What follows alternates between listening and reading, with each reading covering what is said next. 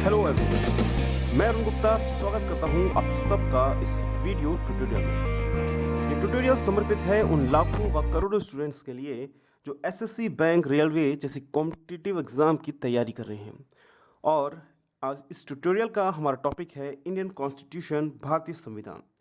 यह टॉपिक आपके एग्ज़ाम में जो 4 सेक्शन है उसमें एक है जनरल अवेयरनेस वाला सेक्शन, और जनरल अवेयरनेस में आपका भारतीय राज्य व्यवस्था व भारतीय संविधान, इंडियन कॉन्स्टिट्यूशन व पॉलिटिक्स का जो टॉपिक है उसके अंतर्गत है। और ये एग्ज़ाम की दृष्टि से बहुत इंपॉर्टेंट है क्योंकि एग्जामिनर इससे क्वेश्चन देना इसका क्वेश्चन देते ही देते हैं भारतीय संविधान से। इस ट्यूटोरियल को स्टार्ट करने से पहले मैं आपको क्लियर करना चाहता हूँ कि इस ट्यूटोरियल को बनाने के मेरे क्या उद्देश्य है उसको आप समझ लीजिए। और संविधान की भाषा में कहूँ कि इस ट्यूटोरियल को बनाने से पहले मेरी क्या प्रस्तावना है, मेरी क्या गाइडलाइन है, पहले उसको समझ लीजिए। मेरा पहला पॉइंट है to cover all the previous year questions. विगत वर्षों में आए जितने भी भारतीय संविधान के क्वेश्चंस हैं जो एसएससी जैसे एग्जाम्स में आए हैं उनको मैंने इस ट्यूटोरियल में कवर किया है, क्योंकि यही प्रकार के क्वेश्चन जो है बार बार रिपीट होते रहते हैं। तो ये मेरा पहला ऑब्जेक्टिव है। सेकंड मेरा ऑब्जेक्टिव है कि present them in chronological order and interesting way. जो भी इंफॉर्मेशन इसमें मैं बताऊंगा उसको मैंने क्रोनोलॉजिकल ऑर्डर में रखा है, मतलब समय के अनुसार रखा है। मतलब पहले 1940 में क्या हुआ, फिर 1945 में क्या हुआ, फिर 50 में क्या हुआ, फिर 76 में क्या हुआ, फिर 2002 में क्या हुआ, फिर 2010 में क्या हुआ। तो वो सारे के सारे इवेंट जो है एक क्रोनोलॉजिकल ऑर्डर में है, जिससे कि एक कहानी टाइप आपको लगेगा ट्यूटोरियल और आपको याद करने में आसानी होगी। और इसको इंटरेस्टिंग वे में मैंने इसको प्रेजेंट किया है। थर्ड मेरा जो ऑब्जेक्टिव है वो ये कि to categorise information different types. Information को स्कैटर ना करते हुए, फैलाते हुए नहीं, उनको मैंने जो है कैटेगराइज कर दिया है कि भाई इंपॉर्टेंट लोग कौन है, पहली बात। और सेकंड बात हो गई अपनी कि इंपॉर्टेंट डेट्स क्या थी। फिर मैंने आपको ले गया इसमें कि इंपॉर्टेंट अनुच्छेद कौन से हैं, फिर ले गया आपको इंपॉर्टेंट अमेंडमेंट कौन से हैं। तो इस प्रकार से कैटेगराइज किया है जिससे आप याद करने में आसानी हो, समझने में आसानी हो। और जो मेरा फोर्थ ऑब्जेक्टिव है वो ये कि to provide you important tips and memory tricks. कुछ जगह हमको मेमोरी ट्रिक्स बहुत ज़रूरी होती है याद करने के लिए, जिससे हम एग्ज़ाम में इसको कर पाए। तो जहाँ जहाँ पे ज़रूरत है वहाँ मैंने बहुत अच्छी मेमोरी ट्रिक्स भी इसमें यूज़ करी है। और इस प्रस्तावना का, इस ऑब्जेक्टिव का जो अल्टीमेट गोल है वो ये कि आप परीक्षा में आए संविधान के किसी भी प्रश्न को कर पाए। इसमें मैंने ये पूरी एनर्जी लगाई है, पूरा इसमें दिमाग लगाया है कि you can do any question on Indian constitution in your upcoming exam. आने वाले एग्ज़ाम में आप जो है इंडियन कॉन्स्टिट्यूशन के हर एक सवाल जो भी अगर आता है या आता है तो आप उसको ज़रूर कर पाएँ। जो मुझको पहली बार सुन रहे हैं उनको मैं कहना चाहूँगा कि आप हमारी ऑर्गेनाइजेशन थ्योरी टू प्रैक्टिकल से ज़रूर जुड़ जाएं, जो आपके एग्ज़ाम में किस प्रकार से आपकी परफॉर्मेंस को बूस्ट किया जाए, कैसे आपकी परफॉर्मेंस सुधारी जाए, उसके लिए बहुत ही यूज़फुल है। और आप अपना एग्ज़ाम का नाम आप हमको हमारे मोबाइल या व्हाट्सअप नंबर 8003378523 पर मैसेज कर दें, या हमारी ईमेल आईडी theory2practical@gmail.com पे मैसेज कर दें, ईमेल कर दें, जिससे हम इम्पोर्टेंट इन्फॉर्मेशन उस एग्ज़ाम से रिलेटेड आपको प्रोवाइड कर पाएँ। और मेरे और वीडियो लेक्चर के लिए आप हमारा यूट्यूब चैनल ज़रूर सब्सक्राइब कीजिए, youtube.com/user/theory2practical। हमारी वेबसाइट है theory2practical.com, इसको आप ज़रूर विज़िट करें, उसमें सारे अपडेट्स आपको मिलते रहेंगे। और बाकी स्टूडेंट्स से नेटवर्किंग बनाने के लिए हमारा फेसबुक पेज है क्रैक माई एग्ज़ाम, उसको ज़रूर आप लाइक कर लीजिए, जिसमें आपको इंपॉर्टेंट अपडेट्स मिलते जाएँ, नोटिफिकेशन मिलती जाए। और ऑनलाइन एग्ज़ाम देने के लिए हमारा एक ऐप है, एंड्रॉयड ऐप, उसका भी नाम क्रैक माई एग्ज़ाम है, उसको भी आप आज ही स्टोर कर ले, इसको इंस्टॉल कर ले अपने मोबाइल में। आइए सबसे पहले हम रुक करते हैं इम्पोर्टेंट डेट्स, इम्पोर्टेंट इवेंट्स, महत्वपूर्ण तिथियां, महत्वपूर्ण घटनाक्रम। मैं चाहूँगा कि आप इस ट्यूटोरियल की एक एक लाइन ध्यान से सुने, क्योंकि इसमें एक लाइन, हर एक लाइन जो है वो एग्ज़ाम के क्वेश्चन से ही ली गई है, तो हर एक लाइन से आपके एग्ज़ाम के क्वेश्चन इससे बन सकते हैं। तो मेरा पहला इवेंट है वो जो घटित हुआ 1935 को। वो इवेंट क्या था कि स्वराज पार्टी ने कि संविधान की अवधारणा की प्रस्तावना रखी, प्रपोज कॉन्सेप्ट ऑफ कॉन्स्टिट्यूशन। कहने का मतलब ये है कि क्वेश्चन आपका इस प्रकार से बनेगा, भारत में संविधान की अवधारणा किसने रखी, या हमारे देश में संविधान होना चाहिए, वो कब मांग उठी। तो इसका उत्तर होगा कि सबसे पहली बार स्वराज पार्टी ने, किसने, स्वराज पार्टी ने कब, 1935 को क्या रखी कि हमारे देश में अवधारणा, संविधान की अवधारणा के बारे में सबसे पहले आवाज़ जो है स्वराज पार्टी ने उठाई। अब इसमें आप इससे मत कंफ्यूज होना कि संविधान की प्रस्तावना किसने रखी। संविधान की प्रस्तावना आगे जाके नेहरू जी रखेंगे, तो उसको आप उससे कंफ्यूज मत होइए। ये तो इसमें सिर्फ ये है कि भाई हमारे देश में संविधान बनना चाहिए है, तो वो है स्वराज पार्टी का 1935 का। दूसरा पॉइंट आप समझिए इसमें कि जो हमारा संविधान जो गठन हुआ वो कब हुआ, क्या हुआ, वो समझिए। जो ब्रिटिशर्स लोग थे, अंग्रेज लोग थे, उन्होंने सोचा कि भाई अब जो है भारत को उनके लोगों के लिए, भारतीय लोगों को सौंपना होगा, हमको इंडिया को हमको सौंपना होगा। तो किस प्रकार से उनका वो रूल करे, किस प्रकार से उनकी गवर्नमेंट हो, तो इसको चलते हुए ये शुरू हो गया कि भाई एक संविधान बनाएंगे, एक बुक बनाएंगे, एक रूल बुक बनाएंगे, रूल्स, सेट ऑफ रूल्स बनाएंगे और उसके अनुसार ये देश चलेगा। तो इसमें क्या हुआ, इवेंट क्या हुआ कि 1946 में ब्रिटिश गवर्नमेंट ने 3 सदस्य का एक जो है पैनल भेजा, एक टीम भेजी, जिसमें थे नाम lord Patrick, sir Cripps and Alexander. ये 3 मेंबर आए थे भारत में। कब आए थे? 24 मार्च 1946 को आए थे। कब आए थे? कैबिनेट कमीशन कब आया? 24 मार्च 1946 को। इसको हिंदी में बोलते हैं मंत्रिमंडलीय शिष्टमंडल योजना, जो ब्रिटिश गवर्नमेंट ने भेजी थी इंग्लैंड से। अब वो हमारे देश में आई और उन्होंने अपनी रिपोर्ट सबमिट करी। रिपोर्ट सबमिट कब करी? 16 मई 1946 को। मार्च, अप्रैल, मई, तो इनको लगभग 3 महीने लग गए रिपोर्ट बनाने में। 3 लोग थे, 3 महीने। अब देखिए इसका, उनका ऑब्जेक्टिव क्या था कैबिनेट मिशन का? उनका उद्देश्य क्या था? उनका उद्देश्य था संविधान सभा का गठन करना। ठीक है, कि संविधान सभा का गठन करना, सेलेक्टिंग मेंबर ऑफ असेंबली और कॉन्स्टिट्यूशन। तो कहने का मतलब ये है कि संविधान सभा का मतलब क्या है कि जो सेट ऑफ रूल्स बनाएंगे, जो बुक बना रहे हैं जिसके अनुसार देश चलेगा, तो उसके सदस्य चुने जाएं और वो इस देश की ज़रूरत के अनुसार एक कॉन्स्टिट्यूशन बना पाएँ या रूल्स बना पाएँ। ठीक है, कॉन्स्टिट्यूशन, संविधान का मतलब होता है रूल, एक बुक है जिसमें बहुत सारे रूल्स लिखे हैं और उस रूल के अकॉर्डिंग ही हमारा देश को चलना है। अब इसमें क्या हुआ कि 389 मेंबर्स को ऑल ओवर इंडिया इसमें चुना गया, कि पूरे देश से 389 लोग उन्होंने चुना, जिसमें 292 तो विधानमंडल से, असेंबली से चुना गया। 4 केंद्र शासित जो राज्य थे, केंद्र शासित स्थान से चुना गए, और बाकी जो 93 है वो देशी रियासतों से चुने गए। अब ये 389 मेंबर्स का सिलेक्शन हुआ और उसके बाद में इतनी जो सीट्स थी उसमें मैं आपको ये बताऊंगा अब कि इस इलेक्शन हुआ जिसमें रिज़ल्ट आया, और रिज़ल्ट में आपका कांग्रेस को मिली थी सीट 208 और मुस्लिम लीग को सीट मिली 73। अब ये लोग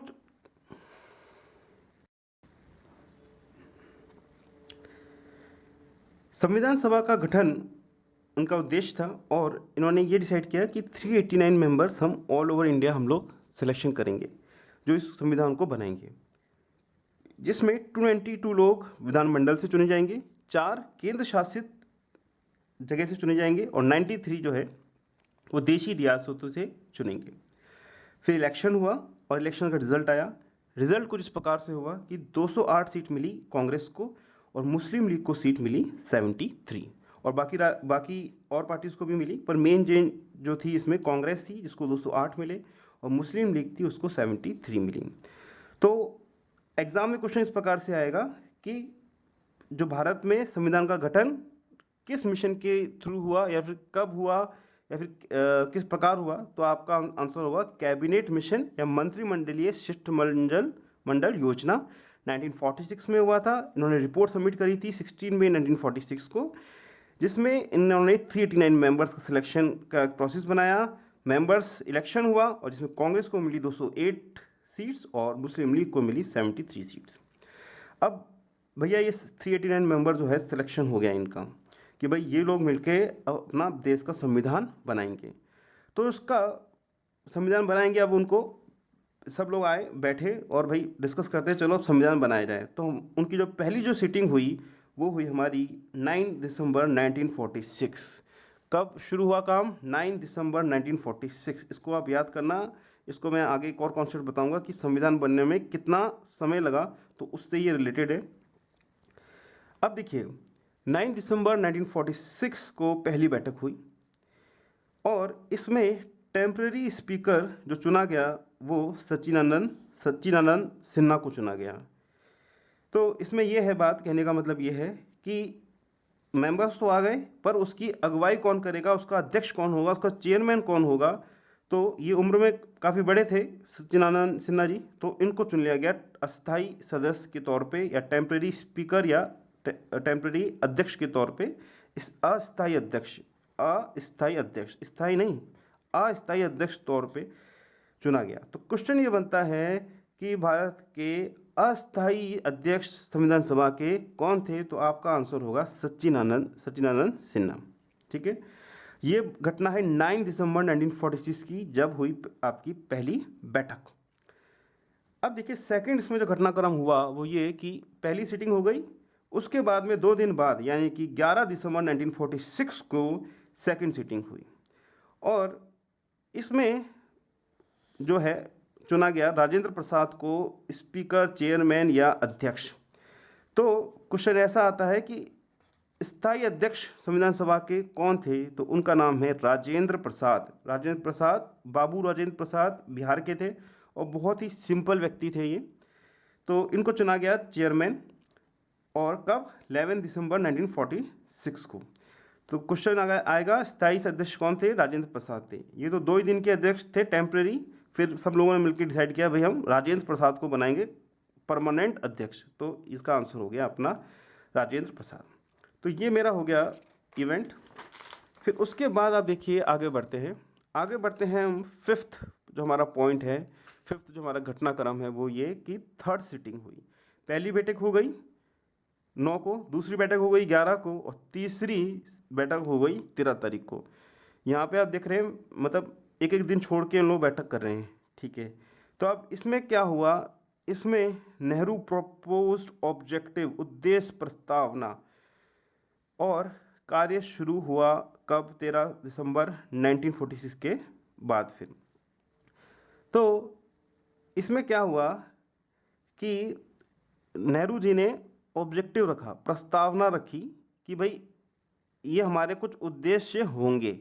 ठीक है, तो कहने का मतलब यह है कि कोई भी कार्य शुरू कर रहे हैं, कोई भी कार्य अपन शुरू करने हैं, तो हमको क्लियर होना चाहिए कि हमारे ऑब्जेक्टिव क्या है, हम किन उद्देश्यों को लेकर चल रहे हैं, हमारी गाइडलाइन क्या है, और उसके अनुसार हम कार्य करेंगे।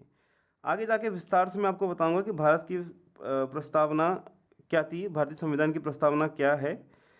तो अभी फ़िलहाल ये आप ये समझिए इसमें कि भारत की प्रस्तावना संविधान सभा के सामने किसने रखी? वो रखी नेहरू जी ने। यहाँ पे क्वेश्चन अलग था कॉन्सेप्ट कि हमारे देश में संविधान बनना चाहिए, वो स्वराज पार्टी ने रखी थी 1935 को, और संविधान सभा के सम्मुख जो प्रस्तावना रखी गई वो रखी 13 दिसंबर 1946 को। किसके द्वारा? नेहरू जी के द्वारा। और उसके बाद इसमें उस प्रस्तावना के बाद उसमें कार्य शुरू हो गया कि भाई ये हमारे उद्देश्य है और इस हिसाब से हम इसमें काम करेंगे। ये बात है 13 दिसंबर 1946 की। और उसके बाद 15 अगस्त 1947 को भारत को स्वतंत्रता मिली, जिसको हम इंडिपेंडेंस डे के तौर पे बनाते हैं, स्वतंत्रता दिवस के तौर पर भी बनाते हैं। अब इसमें आपको मैं आगे लेके चलूँगा इसमें कि ड्राफ्टिंग कमिटी होती है प्रारूपण समिति, कि एक्चुअल उसमें किस प्रकार से वर्क होगा, क्या क्या उसमें चीज़ें होंगी, तो उसको हम बोलते हैं ड्राफ्टिंग कमेटी और प्रारूपण समिति। ये 29 अगस्त 1947 को बनी और इसके जो चेयरमैन थे, इसके जो अध्यक्ष थे, वो है अपने भीमराव अंबेडकर जी।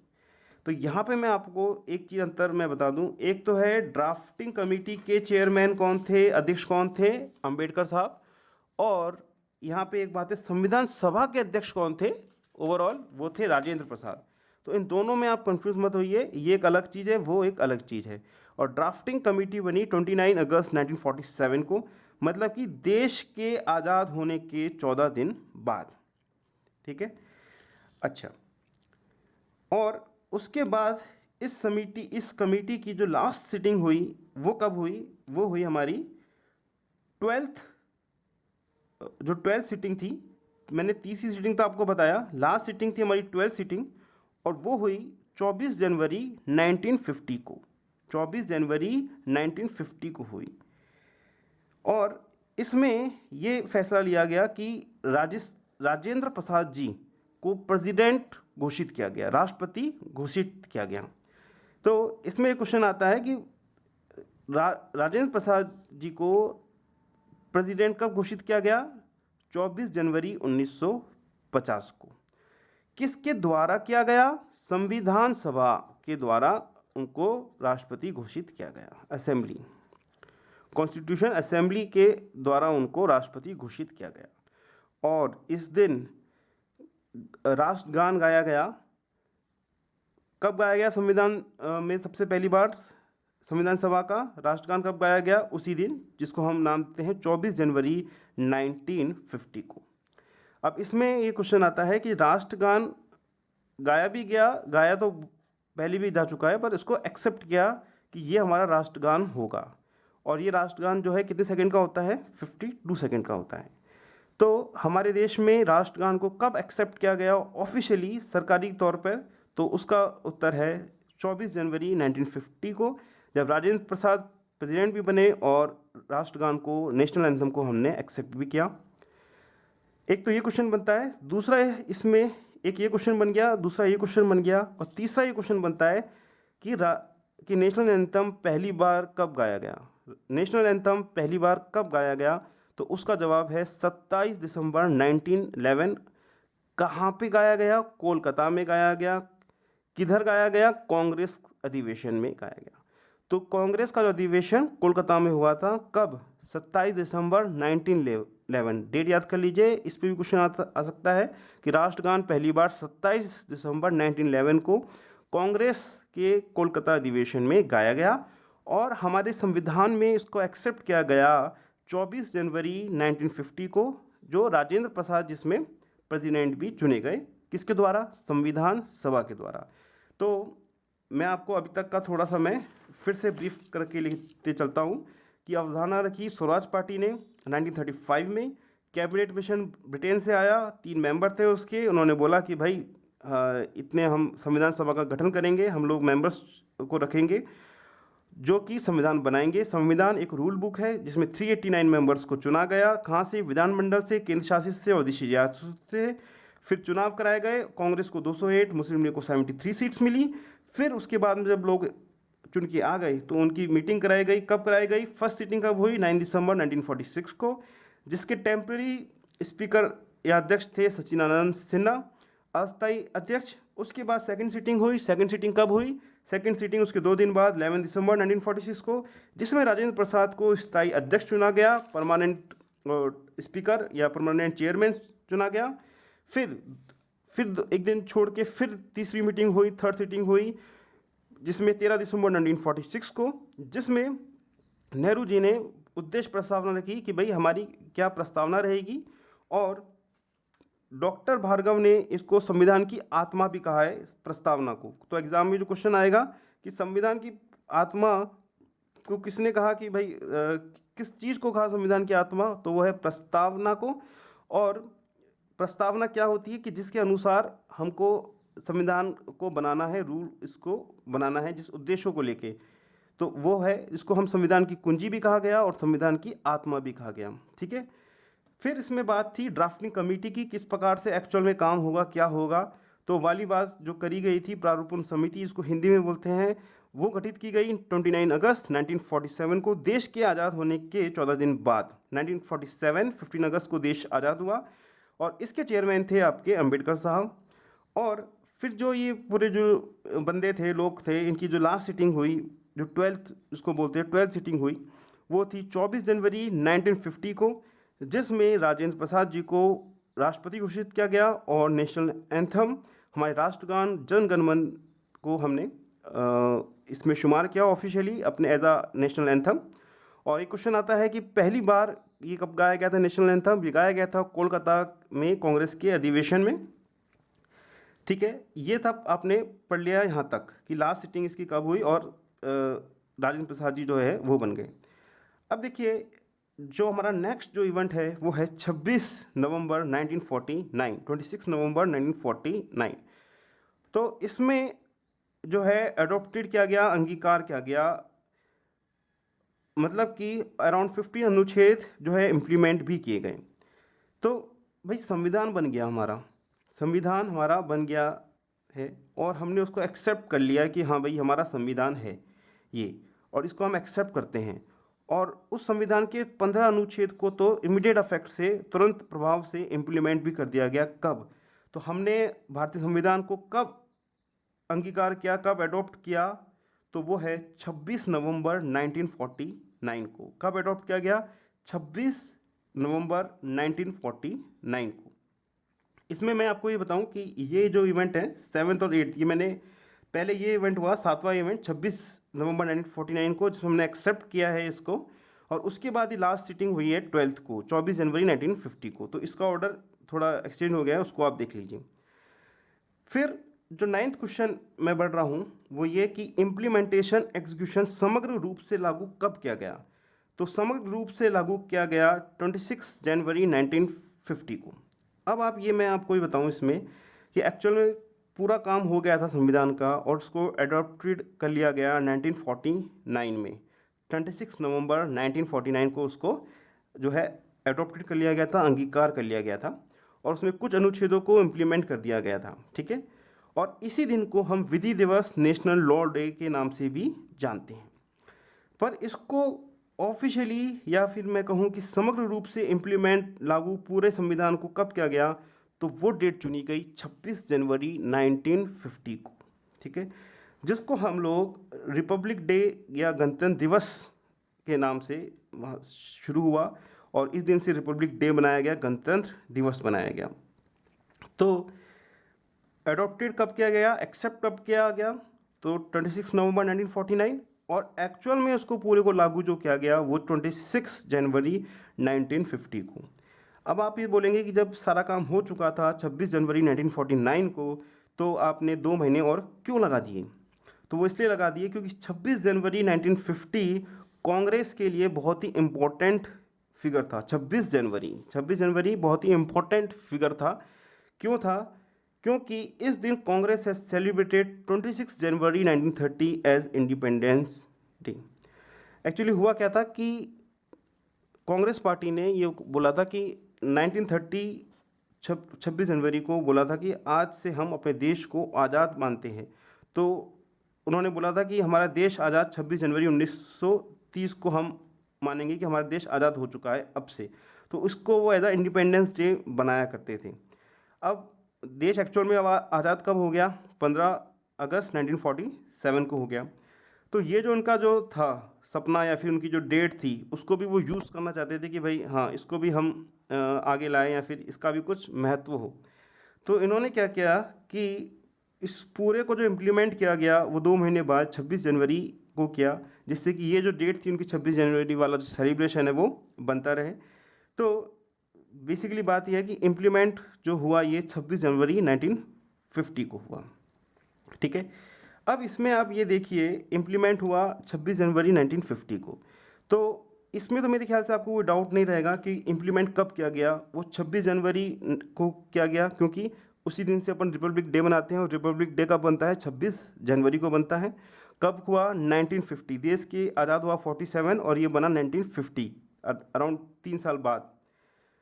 और एडॉप्टेड कब किया गया, एक्सेप्ट कब किया गया? तो उसमें 26 नवंबर है, 26 जनवरी नहीं है, 26 नवंबर है, और 1949 को, क्योंकि पहले एक्सेप्ट करेंगे, ठीक है, पहला इवेंट है एक्सेप्ट करना, और उसके बाद में जो एक्सेप्ट किया उसके बाद इवेंट हुआ, राजेंद्र प्रसाद को 24 जनवरी को बना दिया गया, क्या? राष्ट्रपति संविधान सभा के द्वारा, और राष्ट्रगान गाया गया, जन गण मन अधिनायक जय है। और उसके 2 दिन बाद 26 जनवरी 1950 को इसको फुल तौर पे इम्प्लीमेंट कर दिया गया। तो ये घटना हुई 26 जनवरी 1950 को। अब इसमें एक और इवेंट है, एक और मैं इंपॉर्टेंट पॉइंट लेना चाहूँगा, वो ये कि क्वेश्चन आता है कि भारतीय संविधान को बनने में कितना समय लगा। तो ये है आपका 9 दिसंबर 1946 से इसका प्रोसेस स्टार्ट हुआ, और ये यहाँ पे है 26 जनवरी 1949 को ये बन चुका था। तो इसमें अराउंड 2 साल 11 मंथ 18 दिन लगे, अराउंड 3 ईयर ही हो गए मेरे ख्याल से, 12 दिन कम पड़ गए इसमें तो। पर आप ये सोचिए 3 साल में 12 दिन कम से आप याद कर लीजिए इसको, ठीक है। तो अगर एग्ज़ाम में क्वेश्चन आता है तो इसको आप याद कर लीजिए, 3 साल लग गए उनको, और 12 दिन, 3 साल में 12 दिन कम में लगा। तो मतलब बेसिकली आप ये देखिए कि काम कब शुरू हुआ था, 9 दिसंबर को उनकी पहली सीटिंग हुई है। तो ये सब लोग और 389 मेंबर्स इसमें लगे, मतलब कितने सारे लोग लगे, कितनी सारी बातें हुई, 12 बैठकें हुई, और प्रस्तावना रखी गई भैया। उसके बाद में इसमें इनकी ये हुई कि भाई अब एक्सेप्ट करेंगे हम इसको, फिर एडॉप्ट अंगीकार किया गया, फिर राजेंद्र प्रसाद जी को प्रेसिडेंट बनाया गया, और फिर उसके बाद में इसको इम्प्लीमेंट किया गया 26 जनवरी 1950 को, और एडॉप्टेड किया गया था 26 नवंबर 1949 को। कितने समय लग गया? समय लग गया इसमें 2 ईयर 11 मंथ 18 दिन, मतलब 3 साल में 12 दिन कम। तो ये मैंने आपको इम्पोर्टेंट इवेंट्स जो है अभी तक के, वो मैंने आपको इसमें बता दिए हैं। और आगे मैं आपको ले चलता हूँ। मेरा 10th पॉइंट अब सुनिए क्या है कि एट दिस टाइम स्टार्टिंग में, अब इसमें 395 इसमें अनुच्छेद थे। अनुच्छेद को हम बोलते हैं आर्टिकल, और भाग होता है पार्ट, और अनुसूचियाँ शेड्यूल को बोलते हैं, ठीक है। तो जब ये संविधान लागू किया गया तो इसमें पहले 395 अनुच्छेद थे, 22 भाग थे, और 8 अनुसूचियाँ थी। और अब जो है एट प्रेजेंट हमारी कितने अनुच्छेद है, आर्टिकल्स है 444, मतलब इसमें ऐड किए गए, और ऐड होने के बाद भी हो गए 444, 444। पहले थे 395, 400 में 5 कम थे, और अब हो गए हैं 444। 400 में 5 कम थे 395, और अब हो गए हैं 400 का 444, ठीक है, याद रहेगा। क्योंकि एग्जाम में क्वेश्चन आता है कि पहले कितने आर्टिकल थे हमारे देश में आरंभ में, तो आपका उत्तर होगा 395। और ये भी क्वेश्चन आएगा कि अब कितने आर्टिकल्स हो गए हैं, तो आपका उत्तर होगा 444, ठीक है। कितने पार्ट्स है इसमें? 22 भाग है। कितनी अनुसूचियाँ इसमें थी पहले? पहले थी 8 अनुसूचियाँ, 8 शेड्यूल थे, और अब कितनी अनुसूचियाँ शेड्यूल है इसमें? अब है 12, मतलब 4 इसमें बढ़ गई हैं अब। तो पहले 8 अनुसूचियाँ थी, अब हो गई है 12, ठीक है। तो ये भी एक इसका इम्पोर्टेंट कॉन्सेप्ट है, इम्पोर्टेंट चीज़ है जो आपको याद रखनी है कि पहले कितने थे आर्टिकल्स और कितने शेड्यूल थे, और अब कितने आर्टिकल्स और शेड्यूल्स हैं और कितने भाग पहले थे, वो आप इसको याद कर लीजिए। अब जो हमारा 11th जो पॉइंट आपको समझना है वो ये कि 1976 भी एक बहुत ही इम्पॉर्टेंट इवेंट रहा है। मॉडिफिकेशन इसमें जो हुआ है, संशोधन, वो हुआ 1976 को, और इसका संशोधन जो है वो है 42th मॉडिफिकेशन, मतलब 42th मॉडिफिकेशन है।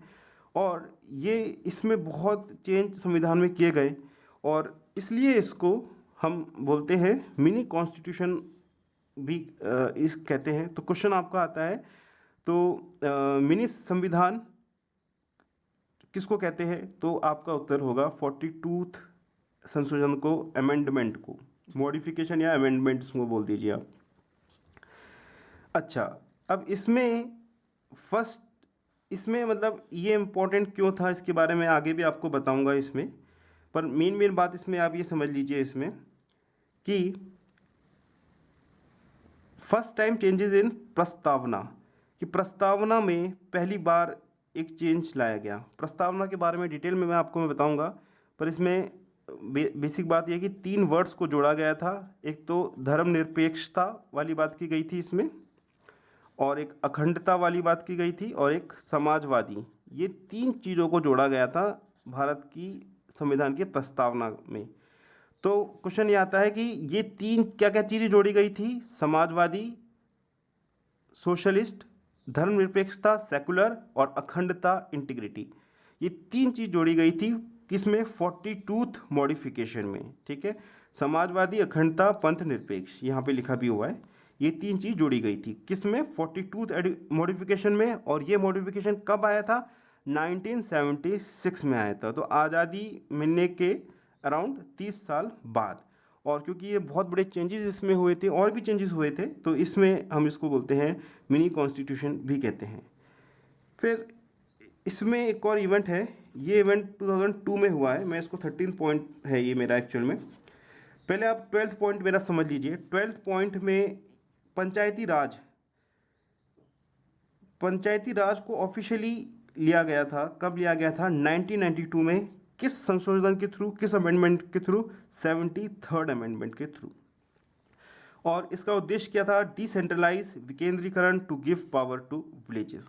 अब मैं इसमें एक बात कहना ये चाहूँगा कि एक्चुअल में भारत में पंचायती राज की जो व्यवस्था है वो तो बहुत पुरानी है, पर इसको ऑफिशियली इसको एक्सेप्ट करना या उसको ऑफिशियल करना, इसको सरकारी बनाना, इस चीज़ को, वो संविधान में जोड़ा गया था 73rd अमेंडमेंट में। जो 73rd संशोधन हुआ था वो हुआ था 1992 में। इसका ऑब्जेक्टिव ये था कि जो शक्ति का विकेंद्रीकरण करना।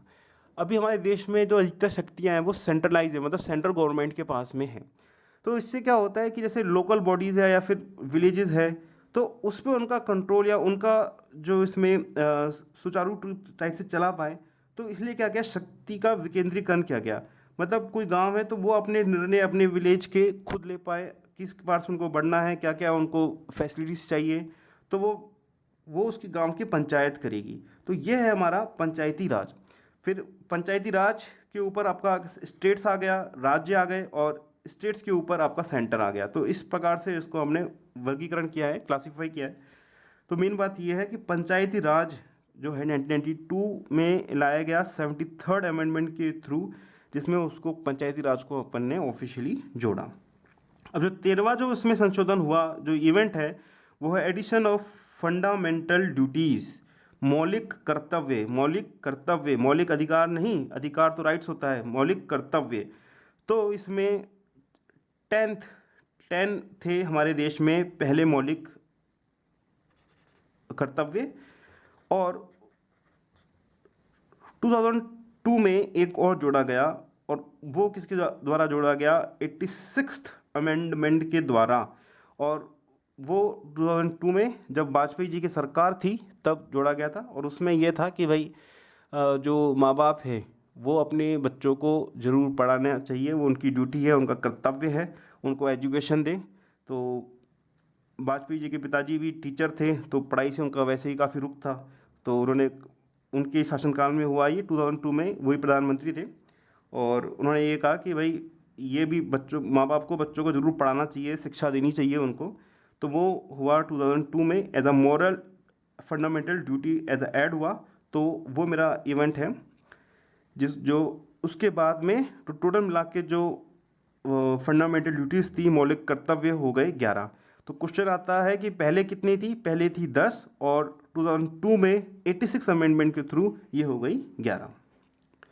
और एक और इवेंट हुआ, वो मैं बोलूँगा 14th इवेंट आप मेन है इसमें, वो हुआ अभी हुआ, वो हमारे मनमोहन सिंह की सरकार में हुआ। वो हुआ था 2010 में। कब हुआ था? 1 अप्रैल में, और जिसका नाम है राइट टू एजुकेशन, शिक्षा का अधिकार।